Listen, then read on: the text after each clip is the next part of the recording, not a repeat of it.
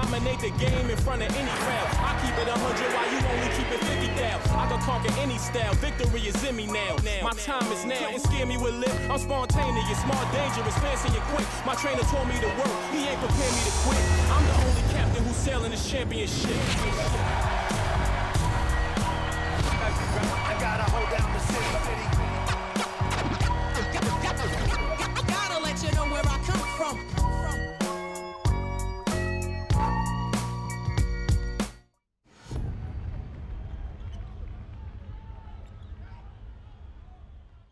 Самсхан үзэгчтэй амралтын өдрийн мэндийг хүргэе. Баазар нэвтрүүлэг 11 дахь улирал 18 дахь дугаараа та бүхэнд хүрэхэд бэлэн боллоо. Нэвтрүүлгийн манд платинум ивент тэтгэгчээр сайн сайхныг санхүүжүүлэн нураатай Голланд банк бидэнтэй хамтран ажилладаг.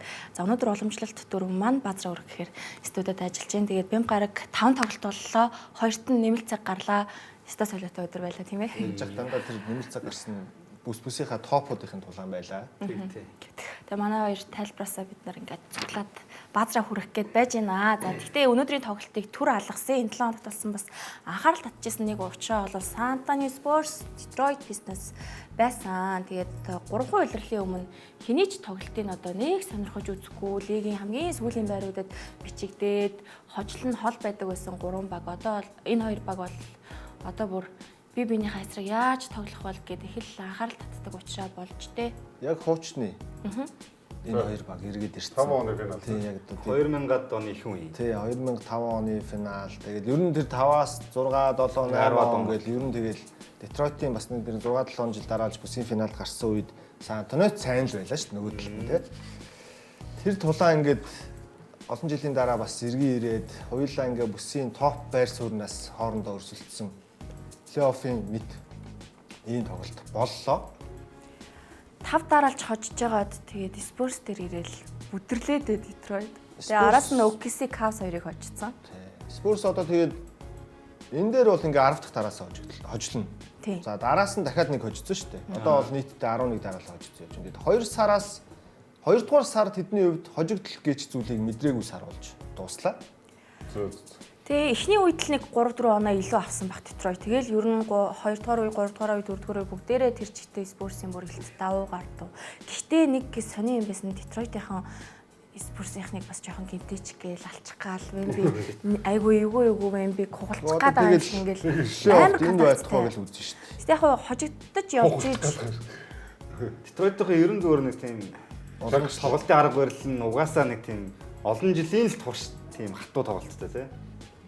Багийн соёл нь гэх юм уу? Уламжлалаараа тэгэл ах нар нь үлгэрлээл явчихна л да. Bad Boys 3 үүсчихэд байгаа шүү дээ. Bad Boys киноч өөр хийдэг ангил тэгээд тий. Гэхдээ Вэмбигийн хаалт мал арай утгагүй. Энд дэр чи Вэмби 5 хаалт, 6 хаалт ч хэлв. 6 хаа. 17 самбартай шүү. Дүүрэн бас 14 самбартай. Энд дээр Вэмбигс тоглох хаалт. Хамгийн амар энэ дэр чи Вэмбиг их чи юу?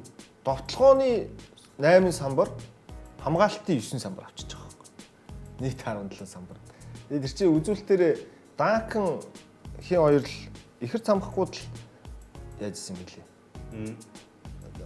Данк Робинсон хоёр л тим үзүүлэлт гаргаж исэн бэл. 5-аас дээш хаалттай. Тэгээд 8-аас дээш товтлооны самбартай ийм тоглолт хийжсэн бэлээ. Та тэгээд түрүүсэн чинь 11 дараалал очсон гэж байна. 16 оноос хойш сүүлийн 10 жил дараа жоох тожоогүй байсан. Гарахгүй тэгээд их ям л үзлээ л тий. Вестийн шилдэг баг л шүү дээ. Спорс. 3-ын араас багийн ирээд болгон гэсэн Кавайн яваал тэгэл хойноос нь нэлээд уналтын он жилүүд. Тэгээд дасгалжуулагч нь гэсэн эрүүл мэндийн асуудал, шалтгаан янз бүрийн юм боллоо. Одоо Спорс дээр туршлага л яригдахгүйгээс одоо бүх саксны боломж потенциал агуулга тий.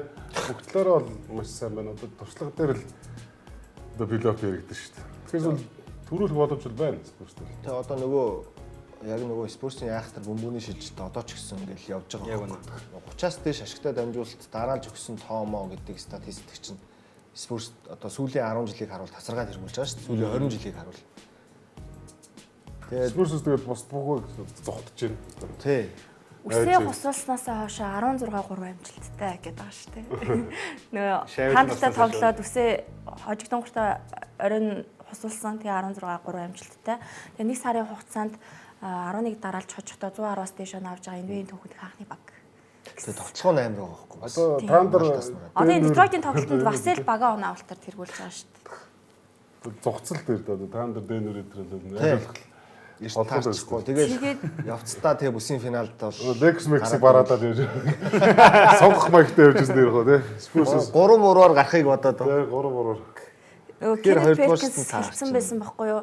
Вембигийн уурыг хүрэх гээд өвч ингээд нөгөө биеийн хүчээр илүүрхэж тоглох гээд багууд тим тактиктай гарч ирээд байна. Гэхдээ тэр нь Вембигийн уурыг улам хүргээд улам масаагаад байна. Наа арах чи айгүй буруу байна гэж. Урт юм голцгор юм байгаа байхгүй. Детройтын энэ тоглолтын дээр Детройтынхаа яг Вембиг амар ингээд биеийн хүч гээд дүүр мөрөө үзээд байхгүй. Гэхдээ тэр нь бүр яг улам уурыг хүргээдсэн. Тэг яг ууралж болно. Тэгэхээр Вембиг онцлог нь өөрөө нарийнхан урт голж байгаа юм байгаа. Одоо голжгандаг юм уу? Тийм. Яг тийм хамаа хүчийг шингээгээд уусгаж хаваадах байгаа тий. Одоо яг идрээ хатаад болохоор тиймэрхүү юм их тохиолддог байхгүй юу?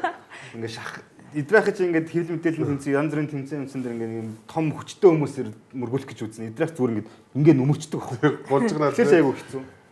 шингээгээд идэв. Шингээгээд идэг байхгүй юу? мөргүүд нь Тэгтээ ингэж хогоод хоёр янз авах шиг байгаа. Одоо нөгөө талд Йокич бол бас нэг шингээдэг хүн шүү дээ. Тийм цулцгансан.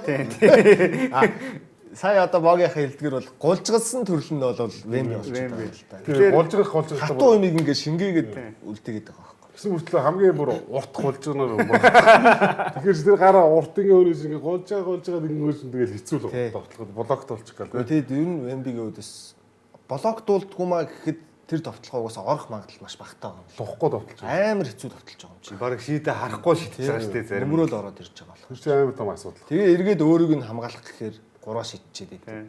Тэгэхээр чи Спурсийн будагтай талбай ерөөсөө ингээд амар том хамгаалттай гэсэн үг. Гэтэ Вембиг зүгээр ийм хурдан ийм лигийн аюултай тоглож болчихно гэж ерөөсө бодож ирсэнгүй л дээ. 3 жил. Тэгээд будагтай талбай амар аюултай хамгаалттай шүү дээ. Уртын хэдэнд бүр сайн хамгаалттай байдаг. Тэр чи ингээд Тэгээд орон зайг болчиход шүү дээ. Вемби суусан үед Сул талгүй. адилхан өндөртөө яг хөө скил юугаараа хамаагүй дутуулдаа. Гэхдээ ядчил хамгаалтан дээр бас нэг зовлонтой корнет гэж нөхөр гарч ирээд байгаа. Тэгмэд одоо ингээд иймэрхүү нэг юм байгалийн давагчуу үтсэн зүйл болоод байгаа юм би хатаа тоглогчтой яг бол лигийн түгэнд миний санаж байгаа Янасыг орж ирэхэд нь Дурант юу н баг KD байна гэл ингээл ярьж ирсэн. Эднэр бол яг ихний жилүүд сайн байсан. Гэхдээ шууд 3 дахь жилээсээ баг defensive player MVP-гийн төвшөнд ингэж яригдах хэмжээнд ингэж тоглож байгаа үгтэй. Одоо тухайн үед за 2000-аад оны их ийм том урт бий ч одоо тэгээд Яомын нэг бас тухайн үедээ бол бас нэг гоц үзэгдэл байлаа шүү дээ. Гэхдээ Яомын бол энэ шиг Вемби шиг ийм айхтар ур чадвар бол дутуу байлаа шүү тухайн. Яг хөө сүүл рүүгээ ингээд шидэлтэй болоод арай сайжирсан. Тэгэхээр Яомын бас хэцүү байсан шүү дээ. Хэцүү байсан. одоо жишээлж ярил л да одоо бүсийн шилдэг одоо 1-2 тавьж байгаа баг те. Таандар Спурсээр тоглолоо гэж бодъё. 3 хоошлын зөртэй болсон. So ер нь зөв плейофф ингээд тоглолоо гэж бодъё те. Спурсийн будагтай талбай шээ энэ ингээд орж чадахгүй шүү дээ. Зэйлэ борж чадахгүй. Өөр орох хүн нэг ч юм баг. Тэгвэл бодтой талбай бити идэл тэр урд байгаа хамгаалтыг ч нэвтлэхэд аягүй хэцүү. Яг тэр их бид нар энэ үлрэлд хоорондоо таарах зөндөл харцсан л байна. Одоо тэгээ нөгөө Таандрыг одоо фокус баг орж ирсэн. Таандрыг өнгөрсөн жил туршлагагүй гэж айгүй их ярьсан шүү дээ. Амар сайн багт нь Спурсыг тэгээ ярьчигээ тэгэн гурт Вемби чинь нэг тийм туршлагагүй тоглогч шиг биш. Улам амар юм нөгөө IQ өндөртэй тэгээд багийнхныхаа чихэн дээр нь очиж тоглолт дундуур амар юм шимээр буцлаад байдаг. Тэгээд Спурс одоо ч Харпер хүртэл амар байгаа байхгүй. Сэлгэнээс 11 удаа 15-аас дээш оноо 5 дамжуулалт төгссөн үзүүлэлт. Дилэн Харпер. Кобигийн рекордтой тэнцсэн байсан шүү. Тэр юу шиг бодохоор зөвхөн Вембидээ биш. Харпердаач байгаа, Василдаач байгаа, Шампанидаач байгаа Спурс угаасаа бүр тэр чигтээ жоохон амар харагдчих. Тэгээ Спурс одоо Харрисон Барнс байна. Фокс ч бас туршлагатай болчихлоо. Тэгэхээр бас туршлагагүй гэж бод тамгийн том аюул болчихсон шүү дээ. Одоо тэгээд энэ 10 11 дараасаа хожил дээр Вемби жишээ нь ингээл хаалт нь өсөд гараад ирчихэж байгаа байхгүй. Эхний 2 жил чинь Вембигийн хаалт чинь 3.5 ба 3.8 байгаадсэн өнгөрсөн 2 жил. Энэ жил 2.4 мөр болоо буурсан байсан юм. Тэгсэн он гарснаас хойш Вембигийн хаалт ингээ өсөө явчлаа л та. Буцаад нөгөө өнгөрсөн өдрөл рүү ороод ирлээ. Харин тэглээ. Тэгээд 50% довтлоод 32% 3-аар шидэд талбайд нэмэх хасах үзүүлэлт нь 16.4 байгаад байгаа байхгүй. Вемби бүр яг 9 шидэнд бүрдсэн байлээ. Одоо биеийн хөгжлийн юм оноо авалт статистик юм. Тэгээ нөгөө Дреймонд Грин шиг трэш ток гэхдээ нөгөө багийнхнаагаа ингээд сэтгэл зүгээр нь бүр унгааж чаддаг маддаг. Тэгээ од нь Вемби зүгээр хөрсүүл энэ 30 оноо моноо дунжлахаар Амархан. Ер нь бол зүгээр нөгөө багийн систем яваад тэн дээр нэг жигд нэг 10-аас 20 25 онооны дотор тоглогчт нь ингээд оноо. Яг өнгөрсөн үйлрэл бол Вемби гоцол тоглож байсан шүү дээ. Ерөөс дураараа бүр 3 шигтэй. Энэ үйлрэл шал өөр тоглож байгаа. Тэгээ бид хэдийн яриа нэг юм дээрээс цаашаа яаж үргэлжлэх вэ гэж би сая бодоод байна л да. Аюултай гэдгийг хүлээн зөвшөөрчлөө бид нэр статистик үзүүлэлтүүд ч гэсэн ингээ батлаа түүхэн 10-ны дараалсан хожлмооч гэдэг. Энэ багийн жилд аврагын цөмөрөх боломжтой гэж харж байгаа юм уу? Боломжтой шүү дээ. За. Одоо жишээ нь зүгээр ингээд нэг давагдчихгүй баг гэж байхгүй юм шиг байна тоххой. Одоо юу гэдгийг одоо нэг Warriors Morris-ийн үед бол бас өөр багт боломжтой гэвэл Warriors байгаа шүү дээ. Гэдэг байлаа шүү дээ. Тэгэхэд чи энэ жил тийм баг жишээ нь байхгүй л шүү дээ. OKC-г Spurs давах боломжтой хангалттай боломжтой харуулсан тийм. Харин Denver-ийг ч давах харуулсан болохоор харин тийм. Нөгөө талаас Detroit, New York, Cleveland, Boston аль нь ч гарч ирсэн бас л үзэх боломжтой байхгүй. Гэтэ яг бид нар ингээ нэг юм өөр багуудын талаар ярихаар ингэдэг шүү дээ. Үлрэл плей-офф 2 өөр штэ ч гэдэг юм. Түрүүний хулангийнх шиг туршлага мөрчлага гэсэн шиг юм ярьдаг л да. Спорс төр тийгж ярихгүй байна те бид. Харин Спurs юу н яагаад гэж нэгэл сагс тоглож агуулга нь маш сайн байна. Сайн байна те. Аяа. Одоо Бостон дээр би одоо ингэ шүүмжлээд идэг гэсэн чинь Бостон тэгтэл бүр амар топ яваад идэг гэсэн те. Бостон голцоо шидэд тоглодог ч юм уу те. Нэг юм дээр ингэ зөөгөлдөг, хамгаалтыг голчилдог ч юм уу те.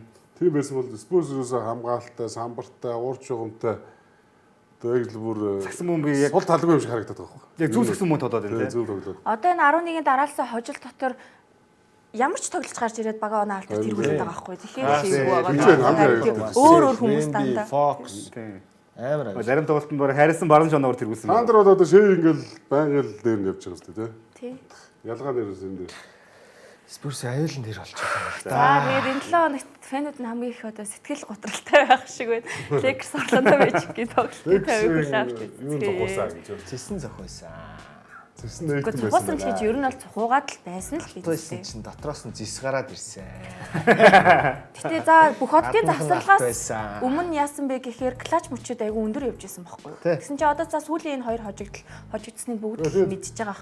Дандаа сүүлийн энэ нэг онооны зүрхтэй ийм моментод очуулахгүй байх боломж байсан шүү дээ. Энэ тоглолтууд дээр жишээ нь илүү яваад байсан.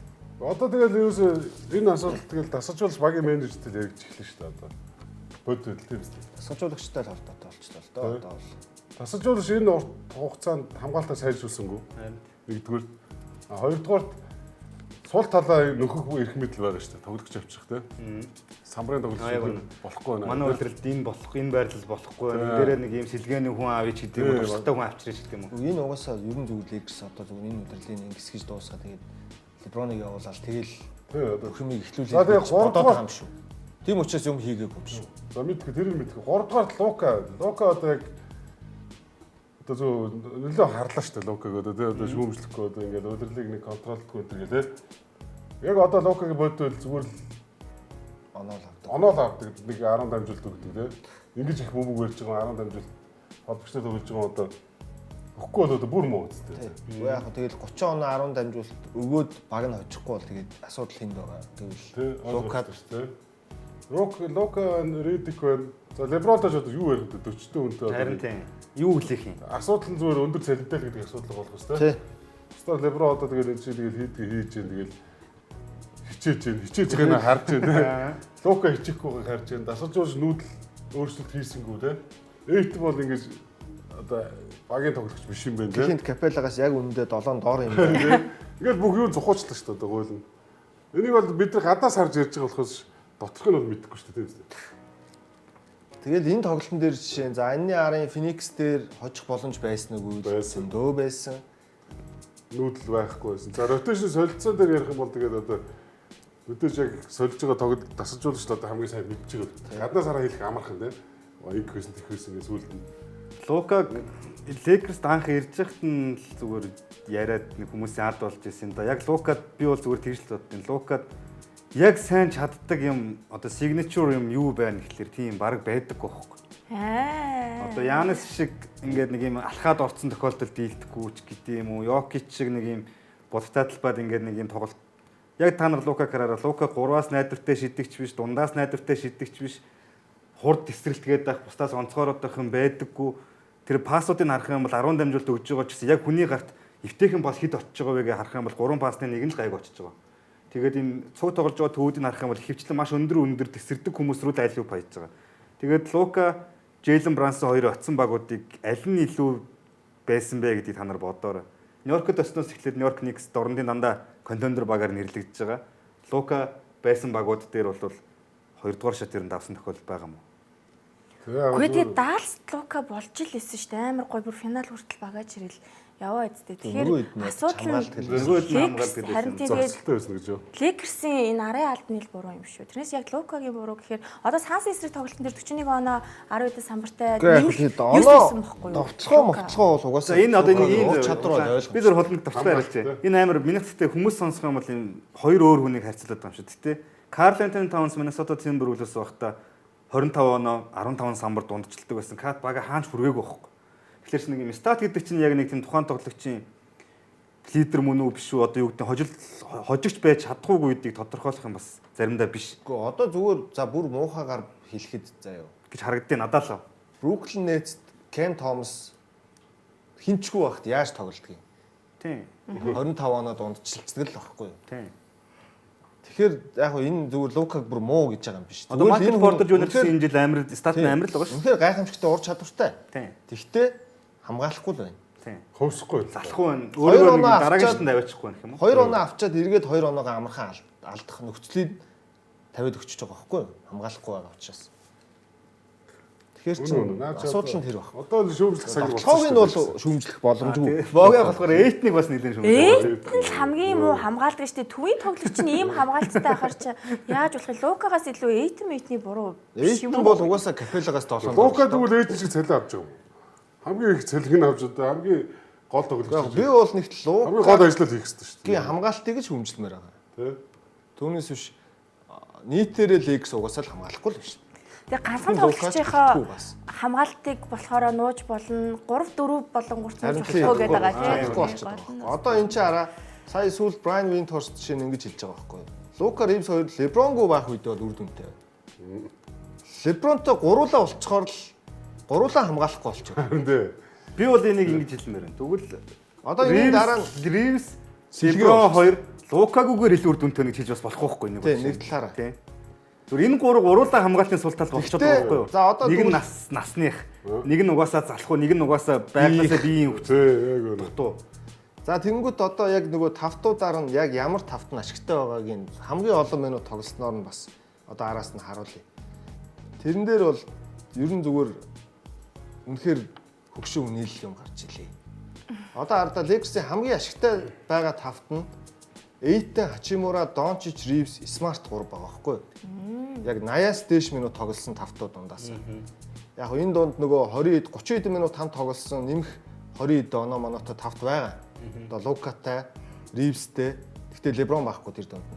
Хамгийн ашиггүй тавт нь болохоор Эйтэн, Хачимура, Дончич, Ривс, Леброн байгаа. Гарааны давна. Энэ хараа. Тэгэхээр энэ бол тэр гарааны 2 дугаар гарааны тав бол зүгээр Эйтэн маш залах уу. Хачимура маш удаан. За Дончич маш залах уу. Тэр доотлын 3 таа юм ярил. Энийг хийх хэрэгтэй. Тий. Энэ ажил. Энэ смарт ганцаараа хийсэн юм шүү. Смарт бараг ганцаараа хийгээд байгаа юм шүү. Сонголтыг Ингэж тоглохгүй байх ажлыг хийх. дасгалжуулдаг. Тэгээд ингээд ойлгомжтой л шүү дээ. Одоо тэнгууд энэ дунд зүгээр яг тавтуудын жагсаагаа тарахаар нэмэх оноотой өрсөлдөгчөөс ямар ч илүү оноо авж байгаа тавт одоо минут нь хамаарахгүй гэж 10 хэдэн минут хамт тоглосон ч бай 100 хэдэн минут хамт тоглосон ч бай нэмэх оноотой дандаа Дончичтой Ривстэй тавт. Нэмэх. Леброн байхгүй. Леброных байгаа нэг 4 тохиолдол байгаа. Зэрэгтэй хамт тоглосон Леброн Ривс цөөхөн. Тийм. Леброн хоёр ер нь хоёулаа бол хасах байгаа даа. Ер нь яг нэрээ. Нөгөө талдаа Лебронтой байгаа тавтууд нь ихэнх нь дандаа хасах оноотой байгаад болчиход байгаа байхгүй. Одоо Леброн Ривс хоёр нэмэхтэй байна уу те? Байгаа. Тэгэхээр чи тэгээд яг цөөхөн тохиолдол шүү дээ. гол асуудал хий хоёр байгаа даа. Лука Леброн. Леброн хоёр. Харин тийм.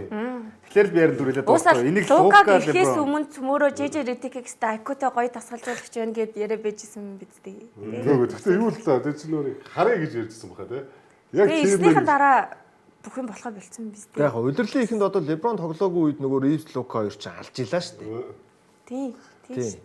Бас. Яг хөө гэхдээ удирдлийн ихэнх чинь бол удирдлийн их шүү дээ. Нөгөө багууд нь ч уучраа Уучраа болоогүй. Одоо ч бүх юм өөр болчихсон. Одоо ч яг багууд нэгтраад эхэлчихээр бас арай өөр л болчихлоо. Тэр яг зүгээр Яг баг тэгж ярьж ирсэн да. бод шүүмжлэлээр бол Энэ үнэлгээтэй манай аврагал гэж яриадсан да. одоо Тэр тэгэл лок рум ч юм бүр болохоо ийцсэн байлээ. Тэр зураг мөр. тэрний гол дайсан эйтэн байгаа байхгүй. Харин тий. Тэ? Тэгээ олон юм яриад. Наваа капелла шиг болох нь. Сон сони юм. Капелла Эйт угаасаа Яг Хийсэн үүндээ байлээ. капелла хамаагүй илүү төвштэй эйтнээс. Карьерийнх нь нийт өнгөрүүлсэн цаг хугацаа багт үзүүлсэн нөлөөг бодох юм бол капелла хамаагүй илүү карьер шүү Нариг яг Тэгээ эйтэн чинь яг одоо түүхэн- гаргаад тулахад ч капелла илүү. дээ. Бараг илүү их юм. Түүхэндээ Феликс тийм байсан. Тэгээд ерөөс ингэ дандаа асуудал байсан байхгүй эйтэн. Эйт ер нь ам нь болтгүй юм байна л дээ. Муу юм байж өөрийгөө сайн гэж боддог л тоглогч байхгүй. Ер нь бол Тэгээ драфтын нэг хүн ч тэгж бодох л баг л та. тэгээ бодол яг та бодол үйлдэл хойж зөрөөд шүү дээ. Үнэхээр эйт сайн байвал одоо ингэж ярьж болно шүү дээ. Тийм үү? Гэтэ ирэхвш одоо хуцдах мөрөнд леброн хилжимэр ахын дөө ингэдэггүй маа гэд. Хүний үг авдгүй нөхөрлөө юм байна. Тэгэхгүй би бол одоо леброн угаасаа бүр залхаа за ингэсэж жаад Явъя энэ л дуусгаад явъя гэж боддог гараанд орцсон байх гэж бодож Амин тийм бас Илгээж баахан болцсон. драм болж байна л Тийм. дээ. Юм илгээж болцсон баг. Түүнээс Смарт бол леброн бас чимээгүй идэх байх. Гэтэ смарт ярьж байгаа юм зөв тал руу. түүний сарда леброн үнэхээр энэ жил дайраад болохоор байна гэж үзсэн болвол өөр өгсөн. менежерүүдээ шахна. Тийм. Солилцоо хий, Тийм. төв авчир, инг тэг Яг үнэ. химиг хийн штэ. Тэгэхгүй леброн угаасаа Хүсэл сэтгэл нь рүү, бол явцсан. Тийм болохоор Тийм байж бас магадгүй. шаардах зүйлгүй л болцоод байгаа. Тийм байж магадгүй. Ястаа тийм. Редик ч гэсэн тэгээ хэл хүүгээ хэлж бүр залхаад Тийм, сүүлдээ тийм. хүмүүст түгээж яриад байгаа юм шүү те. Өөрийнх нь Редик хэлбэр хийхгүй зүгээр байгаа яг болохоор Юма хиймээ гэдэг дээр тэр чи одоо яг ажил нэцтэй. Хамгаалал Монголыг сайжруулах. тэрийг нь хүлээж авахгүй байгаа болохоор гомдлоо олон нийтэд цацаад байгаа юм шүү. Гэхдээ тэр чи тэгээ гомдох ажил биш шүү дээ. Тэгэж Редикийн үгийг леброн Лука хоёр яг авах хүн одоо баг мөн үг гэвэл хэцүү штэ. Тийм. Хэцүү болчиход байгаа юм. Яс хэцүү. Өөрөө тэгээд хамгийн гол нь юу шүү дээ. Би бол леброн ингэж боддөө. Дасгалжуулагч нь үнэхээр одоо сайн мундаг мэдлэгтэй хүмүүс тэр үгэнд ордог. Тэг ордог. Ордог. А үнэхээр тэр нөрийг леброн ч өөрөө бас нэг саксны онл мол ингээд өөрөө бас ойлгоцсон байгаа шүү дээ. Тэрнээс нь илүү гарахгүй болгоод за гээл. Тэ. За энэ хүн тийм биш юм байна гэж бас боддог болов. Би бол өөртөө бас нэг тийм бодолтой байна. Тэгэхэд тийм бодол төрсэн бол тэгэл Редик тэгэл Дасгалжуулагч Одоо нөгөө хоёр Үйлдэхгүй тийм. хамт подкаст хийгээл явж байгаа л нэг нь дасгалжуулагч болоод тэр нь болоод нээштэй хийгээл. Яг тэр кейс нь юм баг. Одоо Стив Кэри үгэнд бол леброн орчдог хөх Тий. тийм. Стив Кэри үгэнд орно. За Попович бол ойлгомжтой. Тэгээд өмнө Спойстрагийн үгэнд орно. Спойстрагийн үгэнд орно. Тэгээ ингээд Петра Айлид бол базуулна. тий базуулна тийм. Яг тийм байгаад байгаа. Тэнгүүч сүүлд тэгээд нэрвэ хайм гэдэг одоо олон тасчулж баярлаа шүү дээ. Тэд нар угаасаа леброныг базахаар хүмүүс биш байсан юм баха. Үг нь хүрхгүй Ялангуяа л дээ. дээр Майн дараа илүү биш бол Тий. тэгээд үнэлэхгүй л дээ тийм. За энэ яриануудыг бүгдийг сонсоход менежер л буруу сонсогч чинь. Редикийг Олон авсан буруу нь, байгаа. Нэг хүний буруу гэж Эйтийг байхгүй авсан нь, Лукаг авсан нь, энэ бага бүрдүүлж байгаа, энэ хүмүүсийг бүрдүүлж байгаа менежер л буруу байгаа сте. Тийм үү сте. Тэгээд нэг юм болох байж байгаа. Бүх юм болох байж За Лекс яриг ингээд өндөрлөлийн Миннесота Timberwolves, Los Angeles Clippers. Энэ тоглолтын өмнө хаа нэг гоё мэдээ гарсан. Нөгөө манай Антони Эдвардс чинь баруун гарандаа нэг улбар шар кист зүүдэг штэ. А тийм. Тэр хүн өвчин хавдрын вирус нь идэхгүй болсон. Имжлэгдэж байгаа. Имжлэгдэхэр болсон. Зүүн гарандаа зүүд юм. Тэр нь бол эрүүл болж байгаа юм билэ. Ямар гоё юм бэ те? Бүр өөрөө амлалт өгөө тэр Тий. кейсний байнга зүүнэ гэж тэгжсэн тий. Карьерийнхаа турш зүүх болно гэж тэгжсэн. Одоо ч ингээд сая энэ тоглолтын дээр бас харагдал өнгөрлөө. Тэгээд тэр хүн идэрч байгаа юм байлээ. Маш гоё. Ямар гоё мэдээ вэ. За тэгээд тоглолтын хувьд бол энэ дээр чинь Кавай тоглоогүй. За тэр нь юу гэсэн үг вэ гэхээр ярина да. Яг тэр чинь нэг гимтэл амралтын юм байсан баг. Клиберстэй одоо айгүй энэ нөхцөл байдал нь жоохон сонирн болчиход байна л да. 8 руу орох шанс бас жоохон эвгүй. Угаасаа ч тэгээ бүрэлдэхүүн ямар болцсон бэлээ. Тэгээ доошо унчих гэхээр бас унах боломжгүй болчиход байгаа. Харин тийм. Ерөөсөө нэг юм гацаанд орцсон. Тий, 9-10-аас угаасаа салахааргүй болчиход байгаа. Харин тийм. Портландтай бол плей-инд тоглоно угаасаа. Хүссэн үсэг. Тий, өссөн үсэйгүй. Харин. Тэнгүүд чинь энэ баг угаасаа Кавайг тэгээд одоо тэгж зүтгүүлээд байх шаардлагагүй болчихж байна л доо. Түүнээс Кавай бол хотод моддоор чинь яаж тоглосон бэлээ те? Формтой, бэлтгэлтэй, эрүүл саруул байгаа шүү дээ. Гэхдээ одоо Кавайгүй Clippers 4-р үед ингээл ойрхон Энд дээр харин болж шүү дээ. Миннесота довтлогоо нь уг нь одоо довтлогоогоор сүүл он гарснаас хойш эхний 5 дотор явж байгаа баг шүү дээ Миннесотач. Тэгсэн чинь энэ дээр товтлогоо нь ялангуяа дээр 2 3 дугаар үе дээр үнэхээр болоогүй. Тэгээ эцэст нь яалтчгүй нэг эсрэг баг нь Кавайгуу тулдаа л хожих шиг болсон юм. Миннесота ч нэг дүгнэлт гарцал та ер нь. Ер нь л тий. Тэ нэг эвгүүлтэй. Жохон толгой сэрэг биш нөхдөөцтэй. Антони Эдвардс Кавай хоёрын оронд бүх хотын тоглолтын тэр нөгөө MVP-ийн өрсөлтөө өстой гоё явсан тий. Тэгсэн. Кавай бол үнэхээр бүх хоттой бас чимэг болсон шүү болсон. За тэгээд бүх хотын дараа Clippers-ийн нөгөө удирдлагын тур шууган тариад байгаа яриа яаж Шууд дуусаал Clippers-ээс анхаарал ер нь одоо бүх хотын тоглолт дуусаал шууд яах вэ спортс дээр нийтлэл гарч ирсэн. За тэр юу байсан бэ гэхээр Cavaliers-ийн гэрээг цустаад чөлөөтэйг тулгаж лигийн зүгээс магадгүй энэ зам гэдэг. За энэ мэдээж нөгөө aspiration компани асуудалтай холбоотой, ширээн доогоор мөнгө авсан өгсөнтэй холбоотой. Гэхдээ энэ бол бүр хамгийн наад захын шийдвэр гэж байгаа. Лигийн одоо яг нөгөө шалгалт дуусаад шийтгэл юу болох уу гэдгийг шийдвэл зүгээр ингээд өнгөрүүл баг хөнгөн зоолсон тий. Ингээд Кавай тэгээд яг ийм асуудал орчоод тэгээд хичээгээдсэн юм шүү дээ. Тий. Тэнгүүд Нэг хэсэгч бүр амар болоо зү. энээс цаашлуул Лос Анжелес Clippers багийн драфтын эрхүүдийн хураана мөнгөнд торгуул маш өндөрөөр ногдуулна. За тэгвэл арайч багийн эзнийг бага зар гэдэг шахалт руу бол хүрэхгүй юм шиг байна гэсэн билээ. Энэ нийтлэлээр бол Том асуудал байна. тий. Тэгээд Кавай гол нь тоглоогүй учраас бүр амар хартахад хүргэсэн шүү дээ Миннесотагийн эсрэг. Тэгээ Кавай Кавай явагдаад байгаа болохоор. балиар анклтай л холбоотой. Тэрнийг авах ах нь л ахгүй юу? Авахын сүулдэ баг эн чин энэ тоглогчийг одоо ихтгэл дээрээ дууд энийг тоглуул тэгээ энийхээ цалингаас надад хэдүүвийн өгмөг гэд баг өстой. Clippers-ийн эзэн болцсон юм. Баг бүх хорыг нутгаж ийсэн юм. Бүх тэр заван ширээн доогоорох мөнгө төгрөгийн асуудлыг энэ авах ах нь л юм явуулчихсан баг. Тэгээд аавынхын зорг мург байна уу гэдэг. Тэгэхгүй тэр нэг нөхөр байх шиг байна. Тийм хүнд гарууд тэгээд ор мөргүүд амьдэрж байгаа л та. Тэгээ нэг ийм асуудал энэ зүүн ер нь тэгээ ийм мэдээлэл яг үгээр гарангууд шууд араас нь өөр сайтууд дээр Kawhi Leonard-ыг энэ зүүн багууд авахаар бүр юу байлаа. Minnesota, Detroit ямар багууд үлээ. Энэ багууд хэрвээ тийм зүйл болов шууд сонирхно гэсэн мэдээлэл гарч байгаа. Чөлөөтэйг тулж байгаа учраас гэрээ өгөөл авчна гэсэн үг шүү дээ. Тийм мэдээлэл хүртэл гарсан байсан. За дараагийн тоглолтынхаа томыг хүлээн авч үзэхийн өмнө өнгөрсөн 7 хоногт баазар маань бас хүрээгүй зарим хүмүүс жоохон бохимдсан байх уучлаарай. Тэгээд бүтээсээ өдөр гарах ёстой байсан тоглолтын дээр эхний хагас нь гараагүй. Гэхдээ хоёрдугаар хагас гарсан. За өнөөдөр өглөө Denver OKC-гийн тоглолт гарсан. Гэхдээ бас Cavs нь гацсан. Тэгээд зөвхөн Монголд биш NBA-д ч гэсэндээ бас алдаа гардаг. Тэгээд жилдээ 2 удаа юм уу да одоо нөгөө нарны байдлаас Одоо нөгөө Америкт цаг солигдох гэж байгаа. Зуны цагийн хуваар л шилжиж байгаа. Тэгээд цаг агаар энэ нэг нарны одоо энэ хиймэл дагуулын нэг юунаас шалтгаалт юм шиг байна. Ер нь бол яг нэг 3 сард юм уу 2 сарын сүүлээр Өдийд нэг ийм тоглолт цаанаасаа сигнал дүрслэн нэрэхгүй ингээд зурагдаад сигнал нь ингээд ирсэн мөртлөө ингээд гацдаг ийм тохиолдол бас мэрсэр гараад идэв. Одоо нэг инженер техникал бичлэгоор бид нар тэр нарийн ширээнээ сайн тайлбарлаж мэдэхгүй байна. Ямар ч байсан гэхдээ биднээс уран бүтээлчдээс шалтгааллахгүйгээр тийм давчгүй хүчин зүйлс бол болдог. Тэгээ бид нар аль болох тэрийг зас чанслахын төлөө чадах чинээгээрээ ажиллаад өнөөдөр бол гайгүй гарах гэж байна. Нэгдүгээр үеийн дундаас 5-6 минут 4-5 минут тасарсан баха. Тийм. Азар нэгдүгээр үе те. За тоглолтынхаа тавиг үзцгээе. Үнэхээр аимшигтай тоглолт боллоо. Тэгээд тоглолт эхэлсэн тэр харизмаа те. Манай олонцоо хумсаа мэрсэн сууж байсан. Эхлээд үсгэлт. Сууж үзэх боломжгүй л тоглолт болсон доо. Гэтэл бол Denver амар байсан шүү дээ. Тийм. Шээ иргэн ирсэн шүү дээ энэ тоглолтод. Ирсэн тоглолтын дараа. Өмжөөд ирлээ. Өсөө шилдэг багийн тоглолт нэг юм болох хэвээр. Тий. Тэгээ Карусач ирлээ, Хартенштейн ирлээ. Яг плей-оффын тоглолт. Тэгээ анханасаа л нэг юм контактууд яваадсан юм а ер нь. Яг чи уурыг үргэлээ.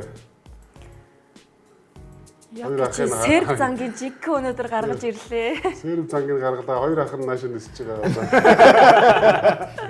Дэнүрлээ нисэж байгаа гэх. Нүүд ортыг барьж авч тамлан зовоохоор хоёр ах нь одоо Яанда ирж байгаа. Доортын бийн карьер ер нь нэлээд хэцүү болж байгаа. За тэгээ шээ бол шээ юм доо тэгэхээр. Гинтлээс тэгж удаан бас нэг жоохон чинь мэдрэмж алдах юм гарна штэ уг нь харин ч тий. Тэгэхээр ингээд ээжсэн бол гайгүй тий. Тэгээ яаж яах тийм том тоглолтын дээр шууд тий. За тэгээ мэдээж ихнээсээ контактлаад явж исэн. OKC оноог бол барьсан. Hardway чансан те. Сүүлд тэр нэг Hardway-ийн тэр нь ч одоо хайлайт дээр орохгүй л. Hardway-ийн тэр нэг хоёр яарсан шийдвэрлэл ер нь баг тоглолт эргүүлсэн юм л. Ер нь Hardway тэгээд ер нь тэгдэг шүү. Игзэгтэй үед Hardway-г талбайд байлгаж болдгоо юм л та. Харин тийм. Өөртөө дэндүү ихтгэлтэй тэгсэн хэрнээ нэг юм потенциал нь яг тэрийг гүйцэтгүүлэх хэмжээнд арай биш тоглогчлоо байхгүй. Зөрчилдөд байгаа те. Эйт шиг л юм те. Эйтнээс арай илүү бахаа. Эйтнээс арай дээр байгаа те. Арай дээр. Тэгээ ингээ шей дайраад ер нь тэнцүүлээд ирсэн. За тэгээ Йокич нилээ хамаг юм нь улаацсан байсан. Хоёр талынх нь гар марна, уруулынхаа доор морь цусмас гарцсан л явчихсан. Үй дээ байнгын задуулж байгаа юм чи. Өнөөдөр бол доортод бас ийм энэ ингээл. Энд тэгээ сүүл дарс чи хөлөө тавьсан байлээ шүү дээ. За ингээ бүх юм эхэлсэн. Ер нь тэгээ доорт одоо ч ер нь Facebook дээр Доорч чи ингэж уралдах хараагүй шүү дээ. хараагүй. Ер нь карьерт нараг шүү дээ. Тэгээ яг сэлгэнийхаа судал дээр багийнхан руугаа энэ тоглолтын дээр уралж явах шиг байсан. Тэгээ сүүл. Тийм. Одоо ер нь доортыг тоглолт болгонд хөөж юмөр байна. Ингэж шатхыг бол би л оржсэнс хараагүй. Тий, ер нь ингэж амар уралдав шүү дээ. Одоо тэр нөгөө Морис нэг нуруунаас нь амар эвгүй төгссөн шүү дээ. Тэрэн дээр нэг ингэж босч ирж ийсэн. Гэхдээ өнөөдөр шиг царай нь бүр арайч юм болж байгаагүй. Тэгээгүй те. Тий. Өнөөдөр энэ тэр За энэ нөгөө Hardway нөгөө тэнэг шийдвэрийн нэг нь нэгнийх нь. Зөв 3 хон байгаа шүү дээ. Энэсээ тэнэг л нэстэй. Нөгөө л Кароза Гүүж орсноо ингээд хоёр алхацаад харин те. юу ихээ мэдхээ болонгуудаа хүнд дамжуулах гэж орсон. энэ хардаа Одоо дараа нь мөнгө аль. энэ нөгөө Америк школын давуу тал واخгүй. Хоёр хөлөөсөө тоглолдог. Өсрэлтээ. Одоо Стефан Касл дандаа нэг энэ довтлогон дээр хоёр хөлөөсөө явж байгаа шүү дээ. манай авраг болохоор шууд нэг гэдэг. Тийм. Тэгэр чин довтлох юм уу паслахсаар аргагүй болчих. Хоёр хөлөөсөө явуул тэр хүн чин буугаад ингээ бодож харна шүү дээ. За нэг ийм юм Болсон доо гэж юу. Тэгээ ямар ч OKC дутуу явсаар байгаа тэгээд эцэст нь хожсон. Нэг л цаг болж байгаа Плей-офф ер нь дахиад хармаар байна те. Ёстой гоё. Тэгээд Дэнэр дөрөв дээр Баг 3 болсон. цаг боллоо шүү дээ. Таар нэг ихний шатнуур таар. Дэнэр одоо Хоёр гол гинтлүүд нь гайгүй бол уг нь 3-аараа гарч чих гээд байгаа байхгүй юу? Тийм. Дөрөөр гарахаар болчихсон дээр. Би тэгэхээр Дэнэр 4 болчлоо гэж магадлал өндөртэй те. Гэтэ яг 4-оор гарч шууд ихний шатнд бишээ 2 дугаар шатнд таарах болчиход байна шүү дээ. Хьюстон юу хоёр таараад Хьюстон 3 Саутны 2 таарал. 3 дээр Хьюстон л орж ирнэ. Хьюстон Лекс хоёр таараад тэгэл яг Лекс 6-гаар. Миннесота 5-аар гарах юм байна л да тэгээд. тэгээ Миннесота юу хоёрыг тааруулаад Миннесота Дэнэр 2 ихний шатнд таараад. Тэгэхээр чи Миннесота ч Дэнэрийг эвгүүтүүлчихэд байдаг шүү дээ. тэгэхээр ч л гоё л болов. Тэгээд энэ хараа би өнөөдөр нэг зүйл гайхсан. Одоо Дэн Унагийн цай хамгаалт 21-т байгаа байхгүй юу? Гэтэ өнөөдөр та нар эсрэг ерөөсөө тийм Дэнэр ч яг нөгөө плей-оффын эсрэг яаж тоглохоо мэдээд тэгээд дээд адилмын юм ярих биш. Яг гэж бүр тэр цэлгээний судал дээр одоо яг Дэнэр авраг авдаг жилдээ яг юм байсан байхгүй хамгаалт нь. Улиралд бол статистикээр 10-аас хоош. Гэхдээ плей-офф эхлэнгүүт хамгаалт нь бүр шал өөр. харин тий. Тэгэхээр Дэнвэр л аюул. 10 жил мэлт нэг танай оюутан мод нэг тийм хүүхдүүд байдаг байсан уу юу? Манай ангид бол байдаг байсан. Ингээд хичээл эрцэн ингээл нэг жоохон дутуу мутуу даалгаваргүй явж байгаа шалгалт болохоор амар онц авчих. А байсаа Нанда гэд нэг охин байсан. Мэнэр энэ том багууд чинь тэгдэг байхгүй. Өдрөл нэг ихний хэдэн тоглолтууд яахтайг Одоо би бас Спурсыг бас тэгж бодоод байгаа байхгүй. Спурс одоо энэ үлрэлт чинь юу гэдэг Юта, Мута, Бруклин, Вашингтон гэсэн нөхдүүдэд Мерсер нилээ хожигдсон доо одоо.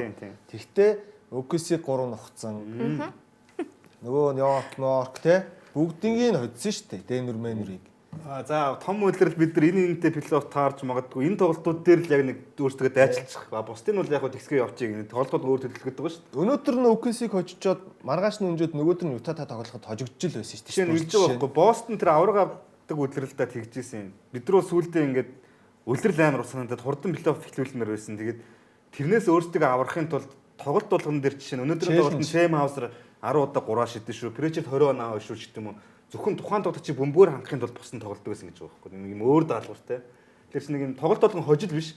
Зүгээр нэг юм бусдыгаа бас нэг юм урт өдөр сэтгэлээр унгаачихгүй багийн нэг хэсэг шүү чи бидний найз шүү. Өөрсдөө ч гэсэн тэр чинь мотивацжуулж байгаа. Тиймэрхүү нүд явдаг байхгүй. За ягаад Дэнвэр амар хоцсон юм шиг яриад байдаг. Тэгтээ өнөөдөр юу яасан? Одоо ингээ Кристен Браун, Жамал Мөрөөр шейк бүрст зовоож байгаа байхгүй юу? Давхар очоод. Одоо тэр сүүлийн тэр шейдер хийсэн хаалт шейк бол үнэхээр гэмтэлтэй байсан гэж. Тэрнээс ч илүү дарамтдаг спорс үг зөө. Шейд. Харин тийм. Өнөөдрийн дарамтаас болохоор хожигдсон шүү дээ. Илүү дарамтдаг. Тэгээ шейд чи 30 ононд хүрэхгүй болоод эхэлнэ. Тэнгэж спорс гэ багаараа тоглоод эхэлнэ те. Гэтэ манайх гоё шидэгчтэй Маккентэй. Тэр бол ярихад арай хол юм байна. Гэхдээ яг ер нь зүгээр Тэгээ OKC-д бол угаасаа одоо жирчэрхэд. Spurs Denver хоёр л хамгийн эвгүй өөрчлөлтөж байна. Тий. Энэ хоёр л зогсоож магадгүй OKC-г. Гэтэ аль Дөрөв алинтай бүртгэнээр гоё байсан. таарч марж финалдаа. Таарна шүү дээ. Тэгэл тэр тэр таарна л та. Угаасаа таарна. Бараг 2 дугаар шатнаас эхлээл Denver тэгэл бүсийн финал руу бол А- Spurs-г явчих юм шүү. Одоо OKC-гийн зарим фэнүүд бол Spurs-өөс зугатааж явж байгаад финалда таарч марч. Армыг бол Би бол гоё уучраад цаашаагаа Гэхдээ гараад нэг хоёроор гарвал тэгэл бүсийн Тэр финал. бол тэгээд бэртэл гэмтлийн менежмент шүү дээ. Хан тийм болохоор сайн нэлээд хэсэг амраалаа шүү дээ. Бэртэлгүй л. Гэтэ биш. Амраас нь одоо зөвцсөн үү буруутсан уу дараагийн үзүүлэх юмнаас шууд харуулна. За харъя. За арай. Амраасаар агаад Шей одоо 6 тоглолт өнжгөл эрэхтэй үлдлээ. Йокич бүр ганцхан тоглолт өнжгөд MVP-гээс болтрох гэдэг байна. Одоо юу юм уу? 17 6 15 17 тоглолт л өнжиж болохоор байгаа байхгүй нэг тоглогч. 16 онцсон. 16 өнжсөн байна. Гэтэ энэ хамгийн Шээ, амар Лука 10 энэ MVP race дээр нэр нь 3 явж байна гэдэг юу гэсэн. Лука 5 тоглолт өнжих хэрэгтэй. Одоо тэнгуут хардаа за яг Шей эргэд ирчлээ. Одоо бистггүй ингээд тоглолцоо Шей MVP болох байх. А хэрвээ Шей дахиад нэг зовирлаад тоглолт өнжөөд эхлүүл Йокич болж. Кейт Канем, Джейлен Браун хоёрт боломж гарч ирэх байна. Тийм байна. Энэ хоёрын чинь бүр хаач байсан болоогүй байна. Тийм байна. 11-11-ийн тоглолт өнжих боломж байгаа байхгүй. Одоо ялангуяа Шээ хоёр хасагчл тэгэл тэр хоёрын нэг болох юм шиг. тий яг нь Вемби бас байгаа. Гэтэ Вемби 3хан тоглолт өнжих хэрэгтэй. Лукад бол боломж байхгүй шүү дээ. Өдөрлийн төгсгөл рүү ер нь үнжиж мунж таарах хэрэггүй тий. Би тэгэхээр одоо Кейт одоо гадуур ч гэсэн нэг тийм нийтлүүд нэлээд гараад эхэлсэн мөлий. Кейт Канем MVP болж болохоор үлрэл байна гэд. Ягаад тэгэхээр баг нь нэгт явж гин тэнд. Тэгээд өөрөө хангалттай тоглолт өнжих ирэх байна. Өөрөө сайн тоглож Тэ байна. өөрөө сайн байна. Хоёр тал тоглож Тий. байна. Хамгаалж байна. Ер нь тийм байна. Кейт Конем, Джейлен Браун хоёрын нэг болох боломжтой л. Тий. Эхний 3 статистик үзүүлэлт бол бүр үнэхээр солиотой шүү дээ. Тэгэн гурт 65 тоглолтын дүрмээс болоод энэ 3 MVP авахгүй Канем авчихаар Тий одоо энэ 65 лигийн дүрмээр 65 хүмүүс тоглолтын дүрмчин гэдэг шүүмжлүүд бас гараад эхэлсэн байгаа. Тийм. Одоо Йокич жишээ нь ингээд нэг тоглолт өнжөөд одоо ингээд статистик нь 30 10 байгаад MVP авч чадахгүй тий баг нь юу гэдгийг эхний 3-аар гарчлаа тий. Тэгэхэд MVP авч чадахгүй ийм хохирлтой юм болох гэдэг шүү дээ. Гэхдээ тэгээд тэр чинь тэгээд юу шүү дээ. 65 тоглолт чинь тэгэл хувилцсан байна шүү дээ. 70% нөлөө. 70% орж байгаа шүү дээ. Тийм. Тэг нь. Нэг тоглолтоо 70% орж 75 ч юм уу. 75 ч юм уу. Шагналаа аавна гэдэг чинь зөв шүү дээ. Одоо тэнгуут Вемби дээр за MVP-гээ болъё. Вемби дээр бас нэг аюул сая 3хан тоглолт биш. Шилдэг хамгаалан тоглолтын шагналыг бас авах боломжгүй болох. Харин тийм ээ. Тийм биш тий. Тэгэл одоо яг би бол энийг зөв л гэж бод. Уг нь нэг төрлийн зөв л дээ. Энэ тоглолт өнжөөд байгаа юм чинь. 40 тоглоо шилдэг хамгаалан тоглож бол утгагүй. Тийм. Тэр 50 тоглоод ч юм уу. 50 тоглоод 4 хаалтаа унтчлаад Тий. шилдэг хамгаалалт тоглож бол бас нэг талаас утгагүй л Энэ дуу. бол зөв л дүрм гэж бод. Тэгэхээр харин нэг эрсдэл нь одоо энэ Шей ялангуяа Йокич дээр ийм том эрсдэл гараад ирсэн. Нэг гин тоглолт өнжих хөдөл эрэхтэй Ер нь болчих. өнчгөл баг. Өнжин шүү дээ. Одоо энэ 20 за нэг 20-оос 24 тоглолт үлдсэн шүү дээ багуудад. Одоо тэгэхээр чинь өнжижил таарах байхгүй. Тэгэхээр ээч одоо бас өнөөдөр нэмэлт цаг тогтоолохгүй л тий. Тоглоолоо. Минутын хязгаарлалт. Одоо SJ ч гэсэн 6 тоглолт гэдэг чинь SJ-д бол боломж нь байгаа. Гол нь гимтлээс л хол авах хэрэгтэй байна одоо бол. Тэгээ энэ нөгөө 65 чинь бас дотроо их заваа шүү дээ дөрмөн. Доор хаяж тэр тоглолтонд 25-аас дээш минут тоглосон байх Харин хэрэгтэй тийм. гэдэг дүрмтэй шүү дээ бас. Тэгэхээр чинь зүгээр нэг тоглолтонд оролцуулсан нэр зүйлгээд Нэр одоо гараад. зүгээр 5 минут тоглуулад авчиж болохгүй болчих. Харин заавал тоглох хэрэг гарах Тий. гэдэг. Яг одоо саяны дээдлийн 3 тоглогчийг одоо ингээл харьцуулъя л да тий. Шээ одоо багийнхан муу байхад бага хожил төтлөл явж ирсэн. За Йокич бүр ойлгомжтой. Тий. Бүр бага ингэж өөр Лука тэхгүй. Тий. Одоо эндээс Лукаг бол шууд автомат хасагдана. Хөдөл тийм. Араас нь шууд KJB 2 орж ирэх байхгүй. Нөгөө хоёр Вемби орж ирнэ шүү дээ. Гол нь. Вембиг бол Спурс бас эвгүй шүү дээ. Эвгүй. Кейдгүү, Детройт ч эвгүй, JB-гүү Бостон бүр эвгүй. За тийм байна.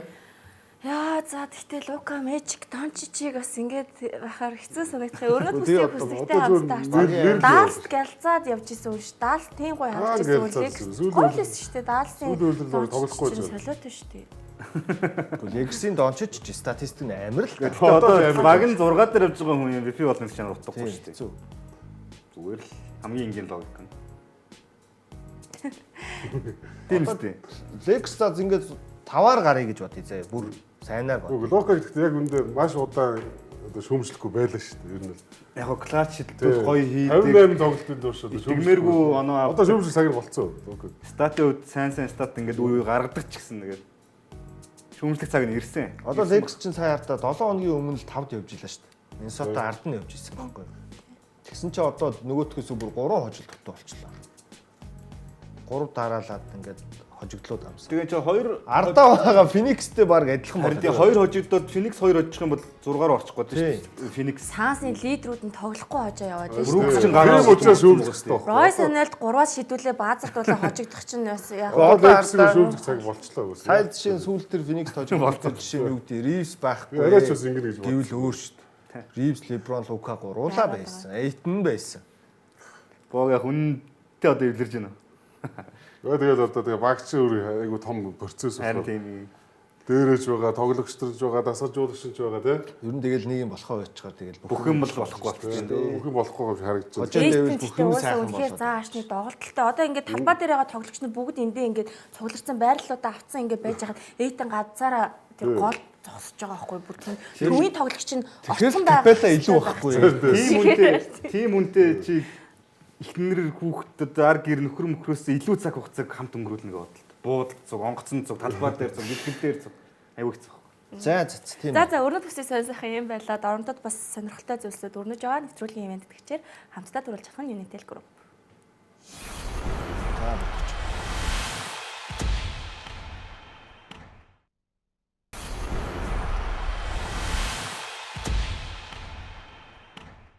Харин автомобиль үзэгчдээ Баазар улирлын 18 дахь дугаараа та бүхэнд хүргэж байгаа дорн бүсийн талаар энэ хэсэгтээ ярилцгаая. За Cleveland Cavaliers, Detroit Pistons өнөөдрийн тоглолт. Энэ чинь тэгээ өнөөдөр авах. Өнөөдөр нэмэлт цаг гарсан тоглолт. Жэйлэн дөрөв 39 он 16 самбар. Гэхдээ энэ дээр гол нь Хардан Мичл хоёр тоглосонгүй. Денис Шрёдер Германы шиг Денис Шрёдер эргэн ирсэн.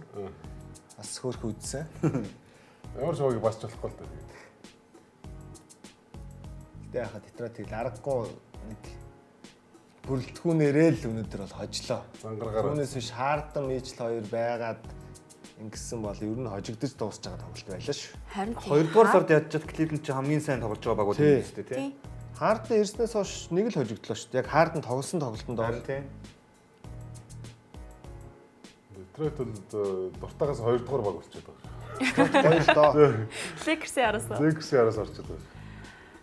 Моог Detroit тийш дөөрөнд л дуртай байдаг шиг юм да. Жэйлэн дөрөв. Дүүрнийг авах боломжтой. Детройт тэр бас нэг муугүй байсан шүү дээ. Ер нь дээр bad boys юу юм гэдэг хэл гоё тоглолт. Ер нь нэг хамгаалдаг багт дуртай л да. Рашид бас Бен Бэн бас болстай. Тэгээ нөгөө нэг юм амтай байна гэж ярьдаг шиг энэ баг нэг юм бусдаас ялгарах нэг юм багийн онцлогтой л байгаа тийм. ондооштой тийм. Тийм олон таван юм яриад иддэггүй. Тэгээ талбай дээр гарахаар бүгдээрээ нэг юм контакт янз бүрнээс айдаггүй ингээд.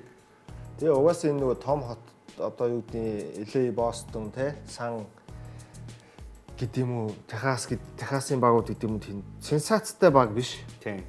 10 хүн Чимээгүй тийм баг. Тэр нь өөрсөнд нь зохиод өөртөө ч тэрэндээ дуртай. Тийм.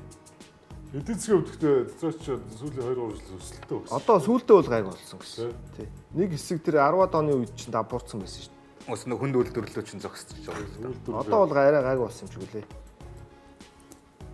Тэгээд одоо Детройт ямар ч ингэж явсаар гад одоо нэг 20 тоглолт л үлдүүдээ. Тэгээд бүсээ тэргүүлэл дуусах юм шиг байна. Тэгнь. Хин Детройтыг тэргүүлнэ гэж бодсон болоо. Байхгүй тийм. Байхгүй тий. Байхгүй. Хэцүү. Өнгөрсөн жил чинь яг хөө плей-оффт орсон ч гэсэн бүр энэ жил бол Детройтыг бүр ингэж топ 4 мөрөвт гэж бодох хүн ч ховор байсан баг. Гэсэн ингээ бүр үлрэл ихснээс хойш тэргүүлсээр байгаа тэгэл дуусгахаар болж байгаа шүү байна. Хоёрчлороо таандар мандар юутай ойрхон байгаа шүү. Ойрхон тий. Тийм. Тэгээ энэ хоёр чинь бүсийн финалд үзэх магадлал амар өндөр. Тий. Одоо нөгөө Нью-Йорк чинь нэг тийм яг хожоолагаа л да. Тэгтэл Нью-Йорк нэг жоохон найдвар санагдаад байна. Гэтэ яг Кливленд чинь нөгөө Нью-Йорктойгоо тоглохороо бас нөгөө Мичл Робинсон гэдэг нөхөр чинь Кливлендийг авчаад байдсан шүү дээ. Сая одоо сүүлд энэ 7 хоног тоглоход тэр тоглолтын дээр Мичл Робинсон бас амар л тоглосон байлээ. Тэгсэн. Кливлендийн эсрэг. Манайхаар гарсан шүү дээ. Тий. Давтахын самбарт үнэхээр илүү хэрэгтэй юм лээ. Тэгэхээр Кливленд тэр хүнийг л Нью-Йорк тэр нэг юм байгаад байгаа. Кливлендээс давуу тал нь гэх юм. За сүүлийн 12 тоглолтод 12 амжилттай. Детройт Тэгэн гурт одоо сая нөгөө нэг энэ Cavs эсрэг хийсэн тоглолтын дээр Cunningham хамгийн олон минут тоглож байгаа л 34. Тэгээ бус тоглогч нар нь дандаа 29, 28, 20 минут. Детройтынхаа ер нь дандаа тийм юм билээ. Одоо нэг өнгөрсөн жилийн Нью-Йорк Никсийн эсрэгээрээ. Тэгэн гурт Cavs-ийн болохоор яг гарааны тавта айгүй олон минут Дасгалжуулагч сайн л та. Детройтын бас тийм дасгалжуулагч нь бас үнэхээр сайн л та. 24 тоглолт үлдсэн юм шүү дээ. Детройтод одоо 58 тоглолцсон байгаа юм байна. Нэг айхтар өөрчлөлт орохгүй ингээ яваад чинь дөө. За Бостон бас өөрхөн байгаа тийм. Бостон хэрэгч. Бостон 2 дээр уус тийм. Бостон 2 руу орсон шүү дээ. Өнөөдөр Кливленд хожигдоод бүр. Тэгээ Нью-Йорк ч 38, Бостон ч 39 хожилтой гэдэг. Гэхдээ одоо ардаа яваа Бостоноос жишээ нь 5 хожил илүү гарцсан юм жаа. Ер нь Pistons тэр нь тасрах маягтай болцсон. East-с гоё болох шинжтэй болоо юм шиг. Лидер мэдэм ирээ те. Эхний 4 баг гэдэг юм бас. Одоо тэгжэл энэ нэг төдөл яригдгүй бүхсийг аим оруулахгүй болж одоо тийм. Одоо Канаан бол гэтээ үнэхээр энэ байрлалынхаа тоглогч нарыг зүгээр өстой. Биер Азраалтын билий. Үнэхээр хамгаална өөрөө амар хамгаална. Метр 98-тай лөө. Зүгээр шахаа дээрлэхэд өстой бааварлаа тоглолцсон юм. Детройтын гол нь амар өндөр бүрэлдэхүүнтэй. Гараа нь хамгийн намх нь Кейд байлаа шүү дээ. Гараанасаа метр 98. Кейд ч тэгээ 98 юм уу тийм. Одоо бараг эсчигийн байрлал юм. Тэгээ араас нь 6-7 тоо хүмүүс орж иж байлаа шүү дээ. 2 метр нэгтэй. Тэгээ төв найдвар. Тэгээ төвүүд нь нөгөө Осоор Томсон гэх ингээ явах орчин бүр амар өндөр бүрэлдэхүүн болчиход байгаа. Cunningham тэгээ гоё лидер юм бэлээ. Гоёч залууч юм бэлээ. Тэр багийнхаа хэлж ярьж байгаа юм хүм муудалцаж гурт нь ингээд айгүй гоё болиулж молиулдаг. Тийм хүн айгүй гоё харагддаг байхгүй зохицуулдаг. Тэгээд том багуудын эсрэг яаж тоглож байгаа статистикийг харцгаа улирлын ихэнд юу н дараалаад хожоод ахта энэ хожлууд нь чанартай биш байна гэд нэг цөмөрө халтхан ярьжсэн. Одоо бол жинхэнэ шалгалтууд нь буюу хүн төвчраануудтайгаа тоглоод эхэлсэн явж байгаа. Одоо ойрхон дахиад Spurs-тэй OKC-тэй Тоглоно. одоо энэ эх 7 хоногоос бараг тоглоно. Бостон 3 нухсан юм уу? Тийм билээ. Бостон хэрлэг юм шүү. Бостон Нью-Йоркт бол хожигдоогүй. Манайх дөөрөнд алуулдаг бах уу? Тийм, төвгүүм ч. Тийм. Төвгүү бэйс юм чинь. Кета байгаа шүү дээ. Амар төвтэй байгаа шүү дээ. Тэр чинь дөрөв ш. Нөгөө төлөө шүү дээ. Кета зүгээр амар байдаг шүү дээ. Йокч шүү дээ. Спорс сайхан нэг хожигдлоо. Тийм. Түүнээс Канаан мичсэн хамгаалалт хэцүү юм байна л да Бостон одоо. Дерек Вайт жижигдэн, Причер жижигдэн байрлал дээр JB л өөрөө тулддаг юм бол. OKC-г хожихтаа бол лидерүүд нь бүгд байгаагүй. Бас сүүлийн хүчтэй OKC нилээн барьж явж байгаа хожигдсон. Юу вэ? Нью-Йоркийн чинь бүр 3 алдсан юм уу тий. Бүсийнхаа эдийг бол Бостон Нью-Йоркийн эсрэг ийм байгаа. Одоо яг ер нь доотлох 3 Cavs бүсийн финал болов гэж бодоод байгаа байхгүй юу? яг доотлох 3 тал үзэн шүү дээ. Тэг нь. Гэтэ за яг энэ улирлын энэ харьцаа плей-офф нэг хамаа Хамаагүй. байхгүй тий. Ямар ч Тэгээ бодохоор сая статистик. Cavs нар Нью-Йорктойгоо таарад ирс нухуулчихгүй дээ л гэж бодчих. Харин тийм ээ. Нью-Йорктойгоо эвгүй байгаа гэдэг. Нью-Йорко бардггүй маа. Түүнээс шүү бусдаа нь бол үзнэ л. Нью-Йорктэй явчихад тий. Нью-Йорктой байж. Тоглолт таарахгүй гэж бас нэг юм байгаа тий. Байна. Мичл Робинсон л яхаараа тэгээд яг Годхон дээр зэрэг сайн тоглоод идэв. Cavs эсрэг бол үнэхээр Плей-оффт бол алсан шүү дээ бүр нэг жил. За тэгээ өвлийн солилцооноос хамгийн шуугаатай байсан Джеймс Харден Cavs дээрээд үнэхээр гоё тоглолтоо үзүүлээ явж исэн боловч ийм зүйл болсон. Гэтэ энэ ямар ч азар гайгүй гэсэн. Мицаст бол хийхгүй юм байлээ. Тэгсээ сонин хуруу хуурцсан баруун гарын хуруу эрхийн хуруу хуурцсан гэсэн мөртлөө тоглолтуудын өмнө дандаа questionable байгаад байна. Одоо бүр аут гэж бүр шууд тоглохгүй гэхгүй байгаа даа байхгүй. Яг чинь солгоо хүнд энэ баруун гар Тийм шиг байгаа. айгу тэгээ нөгөө нэг юм хамгаалт хамгаалт зүгээд Тэгээд тоглож боломжтой юм биш үү? мицаст хийлэхгүйгээр зүгээр тэгээд өөр нь идгэн гэж байгаа юм байлээ. Ноцтой тийм асуудал бол байхгүй гэж байгаа юм байлээ. Тэгэхээр Харден мэдхгүй магадгүй дараагийн тоглолтоос тоглоод эхэлж бас магадгүй л баг. Тэгээд 7 тоглолоо 6 очсон юм шүү дээ. Тий. 19 оноо 8 дамжуулт 4.6 ер нь амар байгаа юм байна. Тухайн шидэлт мэдлэлт нь Бараг амар 50 биш тий. Тэгээ Харден ер нь яг дутагдж исэн хүнээлт хэлүүлээнд аваад ирсэн юм. Ёстой нүдэ бол Гарланд бол жишээ нэг ийм доктортой тэгээд найруулга дээр Харден шиг ийм бол биш байгаад байсан шүү дээ. тий. Ядчил доктортой Гарланд тоглолт болгонд 20 оноо аавна гэж хэлэхэд хэцүү болчиход байсан баг. Багийн зохицол гэж юм маш чухал л да. Одоо жишээ нь хаард яг доош өгдөг хүмүүстэй гоё ингээ зохицоод шүү дээ тий. Тэгээ одоо хэмнэнтэйгээ Жинхэнэ нөгөө Капелла чинь одоо бол 60 таал нь болчиход байна шүү дээ тий. 60 таал Хьюстны үеийг бодвол Тэгэхээр чинь айгүй гоо жаргалтай сакс тоглож чаардсан одоо яг чадж байгаа болчихж байгаа. За Босны талаар ярилцгаа. Lakers-тэй тоглосон. Тэгээ манай тулгаа Тэр JB-тэй ярилцсан. Энэ ч одоо тэгээ шившгийн тоглолт болсон дөө. Фрэчер бүр гортог ирсэн шүү Энд дээ. одоо юуг нь ярих? Энэ ч тэгээ ярьж Нүхий ривал байгаа. билүү Энэ нэр нь их тоглолтын гоё өмнө шүү дээ. хардаа Петрайлигийн хөшөөг Манайхаар гарсан. босгосон шүү дээ. За Бостон яриа. Энэ Бостоныг л ярив. Тэгээд Бостос юуг нь ярих? Одоо фрэчер мэрчэд гэр яг зөндөө Кертанелта гэлээ. Сайн л шүү дээ. Энэ Хүүго Гонзалес гэж хүүхд хүртэл алж байгаа. Нөгөө Гонзалес, Тий. Jordan Walsh Тий. энэ нэг хамгаалтан дээр ашиглаж байгаа хэд ч бас Тейлер Шайерман. Шайерман энэ гурав чи өвцөйтэй байдаг гоё. Тэгээд эн чинь үчээчийг авч ирсэн гэдэг. Ер нь бол Бостон үнэхээр би бол ямар ч байсан би бол өнгөрсөн жилд одоо авраг авахтан хүртэл мазуулаг би шүүмжилдэг л хүмүүсийн нэг. Одоо Энэ жил арай өөр. хитрхи довтлогоонд тоглолтог таалагддгүй байсан байхгүй юу? Тэгсэн чинь энэ үн чинь бас хамгаалуулж чаддаг юм байна. Хөвсөж шүү дээ. Сайн уу насаж үстэй хөвсөж. Одоо Босны хамгаалтыг бол муу гэж хэлэх аргагүй байхгүй. Өнгөрсөн жилүүд бол би довтлогоогоор ингээд нөхчдөг гэдэг байсан чинь одоо энэ багч хамгаалдаг бас болчлоо.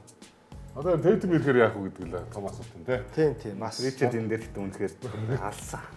30 доноо. 32 оноо л. энэ хүнийг одоо хүндгэл үзүүлж хөшөөг нь босгохоор болсон өдөр байсан юм. Тэгсэн ингээд шившгийн хөндөгөр алах болчихж байгаа. Lakers legend үү шүү дээ. Lakers-тэй чи Петралич одоо 4-5 төрүүлсэн үү бараг.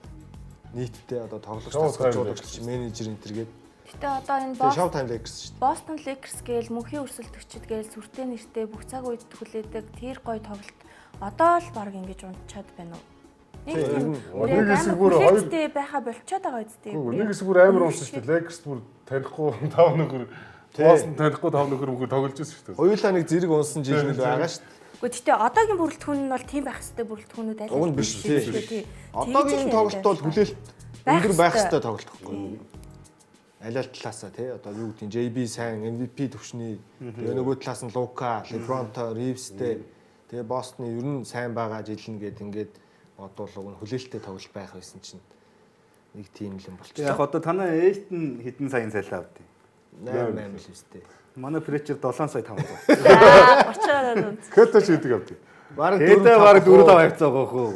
Тэр чинь манай менежер сайн байна. бүрэлдэхүүн ирвэл Бостон дутуу байхгүй Ред Стивенс үнэхээр Бостоныг аварж ийн тасгалжуулагчаар ажиллаж байгаад менежер дээр очисон тэгээд. Тэгээ одоо Тейтум нэрээд ер нь ойртсон юм шүү. Тэгээ сая солилцоогоор нөгөө такс маг санхуг асуудлаа шийдсэн. Тэгээ тулгаад өстой гондмор яриа өгсөн JB те. Би бас тэрийг ярмаар санагдах юм. Тэр тэгээ JB хоцорч ирсэн гэсэн.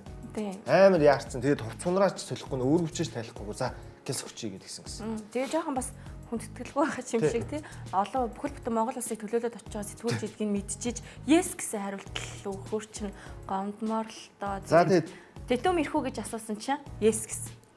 Тэгээ ирэх юм байна. тэгээ угаасаа 5-5 бэлтгэл хийгээд эхэлсэн гэдэг чинь бүр нохоондоо ойртсон гэсэн үг л дээ. Одоо би бол Тейтум 3 сарын 15 гэхэд бараг тоглолцох болов уу гэж бодоод шүү дээ. Яг хөө фэнүүдийн хувьд бол 3 сарын 5 хавцаа ер нь ирэх байх гэдэг хүлээлт байгаа. Чи бараг эх 7 хоног болчиход шүү дээ 3 сарын 5 гэдэг чинь. Тийм шүү дээ. Гэтэ яг зүгээр багийн зүгээс мэдгэж байгаа юм биений хувьд бол зүгээр болцсон. Одоо гол нь өөрөө нөө сэтгэл зүйн хувьд бэлэн гэсэн үедээ л тэр ирж болно. Эдгээр зүйлийг л ярьж байгаа. Тэгэхээр одоо өөрөөс нь л өгцөл хамаа. Одоо удирдал плей-ин минь гээд плей-офф эхэлтэл сар 20 хоног ч юм уу тийм л завь шүү дээ. Тэгэхээр нөгөө эхлээд энэ чинь 1 минутын хязгаарлалтаа орно гэж байгаа. Тэгэхээр би бол нэг 3 сарын 20 гэхэд бол ирчих болов гэж. Ер нь Одоо хамгийн хойнд тэгээд ирж ийм хэцүү талбайг орхио гарсан юм шүү дээ. Эн чинь бүр яг нэг удаашралт тэр ингээ харж байгаа нь харагдчихсэн шүү дээ. Тэгээ одоо яг хуучин шигээ ирэх үү. Тэгээ одоо ч нөгөө ингээд хурдан Залуу хэлдэг болохоор гайгүй юу? нэгдүгээр шинжилгээ ухаан ангаах мэдээж сайжирсан байна. Хоёрт угаасаа л нөгөө нэг нийтлэл үнэн юм байл л дээ. Маш хурдан 24 цагийн дотор мэцлээ хийлгэсэн болохоор тэгээд эргэж ирэх идэвхтэй хугацаанд ч гэсэн ингээд наашлаад ирж байгаа. Яг хуучин шигэ байж чадах уу гэдэг чинь өөрөө харьцангуй ойлголт л доо. Яг хуучин одоо MVP-гийн өрсөлдөөнд байсан шигэ байх хэсэг нь бол тоглолтын арга барилаа хэр өөрчилж чадах уу гэдгээс хамаарна. Зүгээр яг хуучин шигэ хурд тесрэлттэй байж чадах уу гэвэл 100% бол байж чадахгүй. Ер нь ямар ч тоглогч идэхтэй нэг Макста 85% тэтгэж очдөг юм бэл ингээ анагаах ухааны практик дээр одоо батлагдж байгаа онлоор гэх юм да. Одоо хуучин 10 секундэд 100 м газар туулдаг байсан бол одоо тэр нэг 11 12 секундэд ч юм ингээ жоохон багасдаг гэсэн үг. Уусаа тийм л дээ. Ялангуяа энэ үлрэлийн хувьд. Энэ үеэрлээ. Гэтэ одоо ингээ бүтэн үлрэл JB-тэй айгүй гоё тоглоод айгүй сайн яваад ирлээ штэ. Тэгэн гурт хамт байгаагүй гинт хамт ороод ирэхээр Лексиг асуудал үүсэхгүй юу? Гэтэ наачнаа хоёр ч өмнө 6 Юуны лон. Бас тийм тий. Өмнө 6 лон том мөрөглсөн шүү дээ хоёр ч. Гэхдээ би бол угаасаа бас тэгж бодохгүй байна. Одоо зогцохгүй мөгцөхгүй гэдэг ч юм уу, эсвэл тоглолтоо унгаана гэдэг ч юм уу. Одоо зөвхөн Тэтүм энэ үлрэл зөвхөн энэ үлрэлийн хувьд шүү. Энэ үлрэлийн хувьд нэг юм хүлэн зөвшөөрөх хэрэгтэй байхгүй юу? За энэ жил бол JB нэмэр. Тий. Харин тий. Тэгэхээр Тэтүм энэ жил одоо яаж тоглох хэрэгтэй вэ гэхээр магадгүй Пейтим Ричард шиг, Дерек Вайт шиг тоглолоод үлрэлийг дуусгах хэрэгтэй байхгүй юу? Тэгжиж Бостон тоглолт нь эвдэгдэхгүй дуусна. Гэтэ гайг واخгүй энэ хоёр. Одоо бид эдээс илүү дотны хоёр байгаа шүү дээ яг үнэндээ. Бид нар л байнга одоо ер нь салгачи бараг л салгацсан байсан шүү дээ. Ер нь явуулсан байсан шүү дээ. Одоо тэгээд явуулбал хэнийг явуулах юм боостой. Явуулахгүй. Одоо явуулахаар болчлаа шүү дээ. Ер нь зүгээр явуулбал амьдралын хамаг хар баараа өнгөтэй өдөө нэг хамтаа даван туулж гоё үргэлж. Тэгээд дээр нь баг нь ч гэсэн санхүүгийн хувьд айгуугаа чөлөөтэй болчихлоо шүү. нэг нь зайлшгүй явуулахар бол хэнийг явуулах. Бост өдөрлөг Хим харахад Надаас суудаг юм. тий яваас шүү. Би бол дандаа л хариулт шүү. Би JB-г болно. Юу Одоо хүртлөө. Одоо хүртэл. Хорфорд штэ. Хорфорд Порцингс хоёр шиг хүчээвч төвчин байж чадах юм уу? Холидейн орон зай өгүүлэгдэх юм уу? Яг бүр бүсийн финалд үнэхээр яг Бостон JB ирээд яг гарах юм уу гэж бодохоор хоёрын оронд бас Тэр жилүүдээс энэ жилийн өрсөлдөгч нар нь хамаагүй суулаа л да. тийм үү? Би бол бүстэй юу? тий бүстэй. Бүстэй яг тоотой хэд болчихлоо л доо. Топ 4 нь л байлчаад байна л За да. за харъя. Доогуур бол үзэхгүй явуулчих болох байхгүй. Тий. Гэтэ тэр дөрөв чинь бас эвгүй л дээ. Нөгөө гурав чинь хэлэлээ. Надад бол санаанд багтаалах шүү. Ер нь гэтэ Бостоныг одоо ер нь басахад айгүй эвгүй болчихсон шүү дээ. Өдрөлийн эхэндээс бид нар ер нь л плей-оффын гадуур явуулж ирсэн. Одоо сая Детройттойгоо яаж тоглолцсон байна? Дүүрэн ямар амар төв блэ? Бостон нэг төв дээрээ л хэцүү санагдсан л учраас ингээ хэлчихлээ. За Шарлот Хорнетс таарахгүй наан яваад Детройт нь эрт мултарчих юм лээ тий. За энэ Шарлот гэдэг багчд ямар учиртай чи мэдэхгүй. амар баг юм шүү. Дараа жил ойлгомжгүй баг. Дараа жил Спурс шиг ороод ирэхийг үгүйсэхгүй юм шүү. Бүүс хартаа удирлыг яаж эхлүүлсэн бэлээ? Одоо 10 10 тэгээ драфтаас нэг гайгүй авчих юм бол танклах юм бол тэр үгүй хожоод яваад. Драфтаар аваад болцсон гэж үзэж байгаа юм шиг байлээ. Неплиг аваад. Бренди Миллертэй, Ламела Болтой. За байлоо. Бүүс бол угаасаа ойлгомжгүй шүү дээ. Тодорхой 10 дараалал хожигдсан. Бүүсийг одоо юу? Удирлыг одоо ямар амар эхлүүлээд яваад байлаа. Бүсээ хоёр давж ирсэн. Тий. Хамгийн удаан хожигдлгүй байсан баг шүү дээ. Бостон Бүүс 6-0 байран солилцож 6-0 байгаа. гэж. Удирлын эхлэлээсээ одоо болохоор. Бүх оддын завсарлагын үеэр нэрээ энэ хүн чинь нэг автосал гаргасан байсан. Ламела тий. Ламела тийм шуугангүй байна гэж байхгүй. Боолын гэрвлөө. Саяхан бас юу хийсэн байлаа. Аав нөгөө нэг юм хилцэн байл. Ламело, Лонзо хоёр яан хийсэн байлаа. Лигт л баг нэг амар том өөрчлөлт. Сагсан томсод энэ нэр. Бараг тийм юм ярьсан байсан Тэв шүү. шиг л байна. Эсвэл Ах トゥ хоёр авраг авах. үзэлтэд хамгийн их нөлөөлсөн. Тэгэхгүй аав нь тийм ярьсан авна байсан. Аав нь зөвхөн аавынхаа ажлыг сайн хийж байгаа маа. Бизнес талын тэр юм аа бол тий. Хүмүүсийн анхаарлыг татны энэ хоёрын нэрийг мартуулахгүй Тийм байна. бол тий. Амар тулд хийж байгаа. Бүүсээс одоо ганц өнгөлөг хүн Бүзэдэс гэж энэ залуу болж байна доо. Ер нь аав гэдэг хүн тэгээд муу сайн хинч байсан хамаагүй хүүхдүүдтэй бол аав л байгаа шүү дээ. Хөөе одоо мөнгө шүмжлээ. за Шарлот Хорнетсын тухайд шүү дээ. Тэгээ доошо унах цай угаасаа бас торондод байхгүй. Тий. Тийм үстэй тодорхой болцсон. Плейндээ тоглол бүр ингээ нөгөө хит мит шиг бүр шуугаан тарих магадaltaй гэж бодож гин бодохгүй юу? Яг ч үгүй юу. Гэхдээ нэрийг хэлэхэд хэцүү шүү. Мэдгүй одоо энэ Орландо, Майами, Атланта энтер нэг юм яаж ч магадгүй бас орон гарan байна шүү дээ. Орландо, Майами хоёрын хажууд Шарлот Хорнетс бүр Харин тийм орон гарan байгаа учраас би бол Шарлот ингээд ер нь плей-офф жорчч мэдхэр юм шиг болоод байгаа Би байхгүй юу? бас тэгж бодод байгаа. Нөгөө эдийг нь ухаж гарч ирээд. Одоо яг хуу 10-т яваад байна л та Шарлот. Тэгтээ Атлантатай ганц тоглолтын дээр бол явуулчих мэдэн шүү дээ. Тэгээ араас нь тэр 7-8 дээр нь Майами Орландогийн хожигдсны явуулчих бас магадгүй байхгүй юу? За магадгүй бол үргэлж байгаа шүү дээ. Тэр нэг шилхэд айгүй хэцүү яриа байна.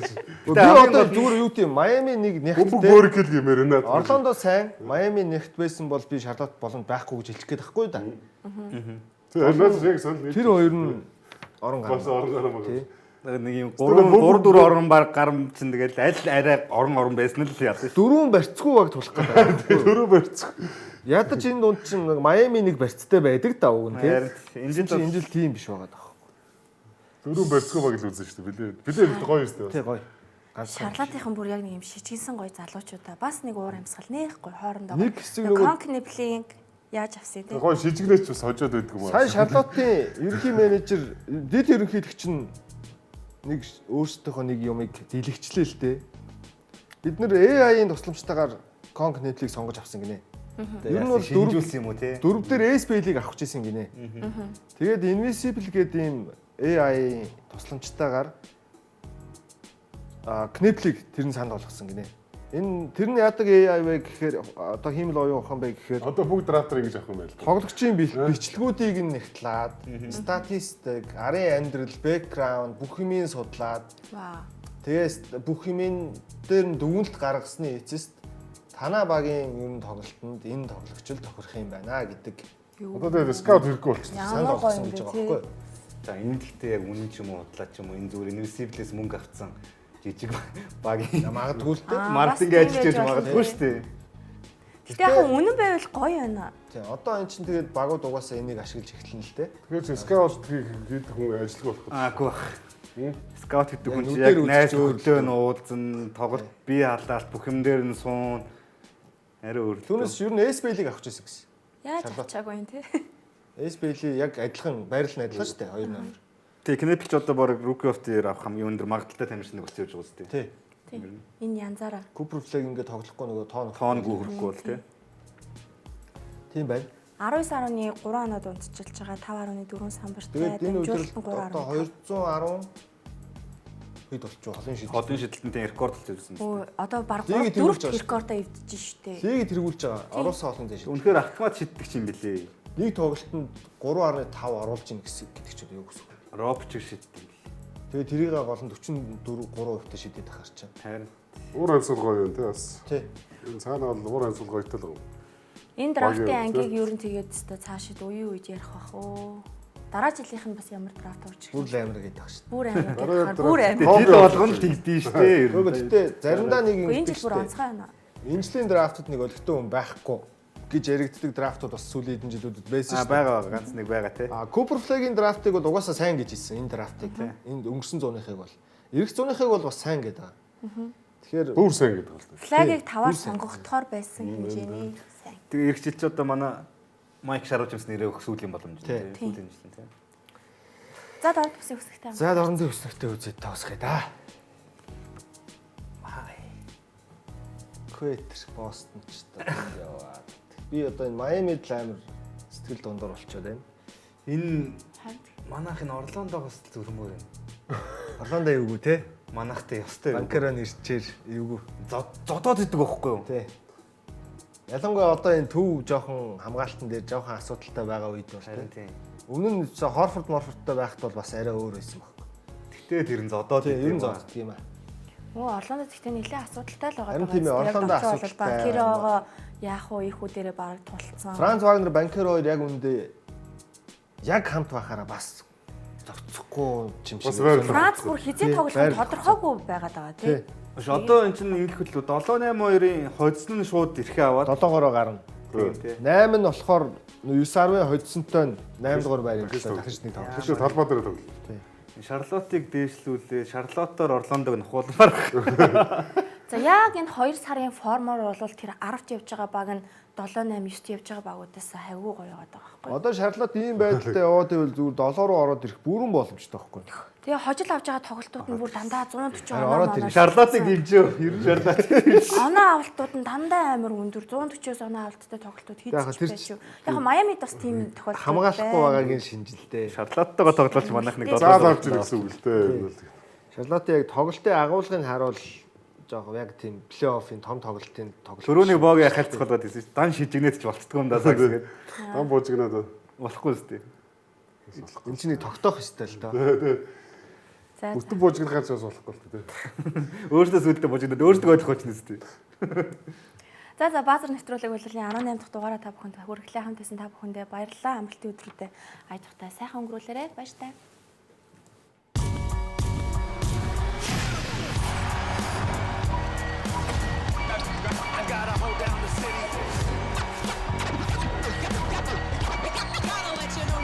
Gotta hold the city down anyhow. They gon' have to really bow, totally dominate the game in front of any crowd. I keep it 100 while you only keep it 50 down. I can conquer any style. Victory is in me now. My time is now. Couldn't scare me with lip. I'm spontaneous, smart, dangerous, fancy and quick. My trainer told me to work. He ain't prepared me to quit.